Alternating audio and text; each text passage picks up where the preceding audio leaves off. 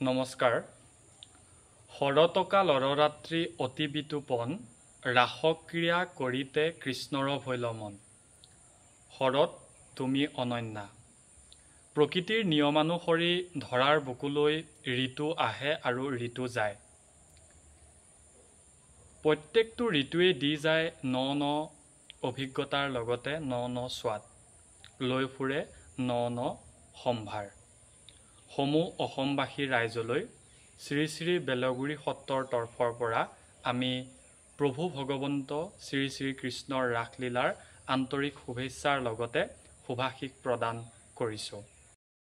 পূৰ্ণ শৰচন্দৰ মুকলি আকাশ, মুকলি বতাহ আৰু মুকলি পৰিৱেশত সমগ্ৰ ৰাজ্যতেই ধ্বনিত হৈছে শ্ৰীকৃষ্ণ আৰু ৰাধাৰ সেই অমৰ প্ৰেমলীলা।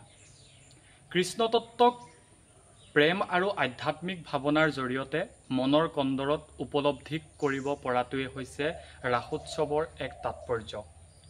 মহাপুৰুষ শ্ৰীমন্ত শংকৰদেৱ গুৰুজনাই স্বকীয় সৃজনীশীলতাৰ সহায়ত খুব সুন্দৰকৈ ভাগৱতৰ দশম স্কন্ধত ৰাস পঞ্চাধ্যায় নামেৰে এটি অধ্যায় বৰ্ণনা কৰিছে।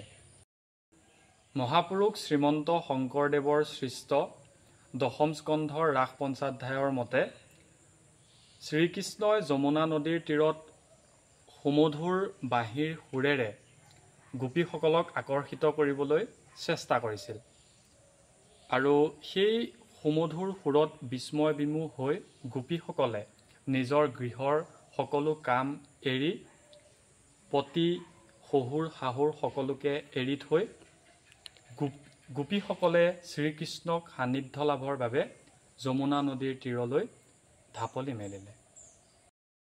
আনকি স্তনপান কৰি থকা নিজৰ শিশুটোকো তাতে তেনেকৈ এৰি থৈ শ্ৰীকৃষ্ণৰ সেই বাঁহীৰ সুমধুৰ সুৰত মতলীয়া হৈ শ্ৰীকৃষ্ণ লগ পাবৰ বাবে তেওঁলোকে যমুনা নদীৰ তীৰলৈ ঢাপলি মেলিছিল। শ্ৰীকৃষ্ণই নজনাৰ অভিনয় কৰি গোপীসকলক সুধিলে যে তোমালোকে কিয় লৱৰি আহিছা? তেতিয়া গোপীসকলে ক'লে যে আপোনাৰ সেই বাঁহীৰ সুৰত আমি মতলীয়া হৈ পৰিছোঁ আৰু আপোনাৰ ওচৰলৈ আহিছোঁ। তেতিয়া শ্ৰীকৃষ্ণই আকৌ তেওঁলোকক কৈছে যে উপপ্ৰতি যে মহাপাপ, সেই কথাও শ্ৰীকৃষ্ণই গোপীসকলক সোঁৱৰাই দিছে আৰু গোপীসকলে কোনোপধ্যেই নামানে, তেওঁলোকৰ নিজৰ যুক্তিসমূহ দাঙি ধৰিছে আৰু শেষত উপায়ন্তৰ হৈ শ্ৰীকৃষ্ণই সেই গোপীসকলৰ লগত প্ৰণয়ৰ লীলা আৰম্ভ কৰিছে। শৃংগাৰ ৰসত নিমগ্ন হৈ গোপীসকলে অহংকাৰত বিমোহ হোৱাৰ কথা শ্ৰীকৃষ্ণই গম পালে আৰু তাৰে পৰিণতি স্বৰূপে শ্ৰীকৃষ্ণই আচম্বিতে তাৰ পৰা অদৃশ্য হৈ পৰিল আৰু গোপীসকলৰ মাজত হাহাকাৰ সৃষ্টি হ'ল। দুচকুৰে অন্ধকাৰ দেখিবলৈ ল'লে। শ্ৰীকৃষ্ণ ইফালে চাইছে, শ্ৰীকৃষ্ণ নাই, সিফালে চাইছে, শ্ৰীকৃষ্ণ নাই আৰু শেষত তেওঁলোকে নিজৰ অন্তৰেৰে, শুদ্ধ অন্তৰেৰে শ্ৰীকৃষ্ণক অনুভৱ কৰিব পাৰিছে আৰু অনুভৱ কৰাৰ ফলস্বৰূপে তেওঁলোকৰ মনত শ্ৰীকৃষ্ণই দেখা দিছে। ৰাসলীলাৰ অৰ্থ কামনা বাসনা নহয়। লোভ, মোহ, কাম, ক্ৰোধ, মদ, মাৎসৰ্য এই সকলোবোৰ পৰিত্যাগ কৰি প্ৰভু ভগৱন্তৰ শ্ৰীচৰণত শুদ্ধ মনেৰে কায় বাক্য মনে শ্ৰীচৰণত সেৱা জনাব লাগিব, ভক্তি কৰিব লাগিব।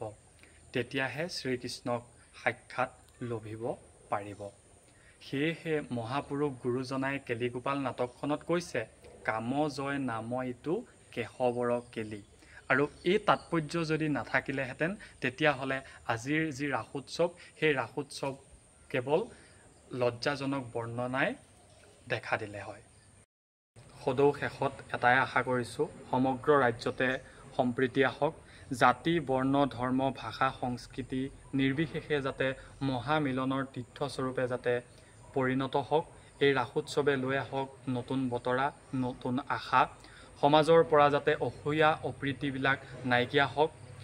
মোহমতী মানৱক যাতে তমসা নৎসাৎ কৰি জ্ঞানৰ আলোকেৰে আলোকিত কৰি দুষ্টক দমন, শান্তক পালনৰ উদ্দেশ্যি যাতে সমাজৰ পৰা অপশক্তিবিলাক বিনাশ হওক, তাৰেই কামনা কৰিছোঁ আৰু শৰতৰ শুভ্ৰ জ্যোৎস্নাৰ দৰে যাতে সকলোৰে মন প্ৰাণ আলোকিত হৈ থাকক তাৰেই কামনা কৰি সকলোকে পুনৰবাৰ ৰাসোৎসৱৰ আন্তৰিক শুভেচ্ছা আৰু সত্ৰৰ তৰফৰ পৰা শুভাশীষ জনাই আজিৰ এই ভিডিঅ'টি ইমানতে সামৰণি মাৰিছোঁ। ধন্যবাদ। জয় গুৰু শংকৰ।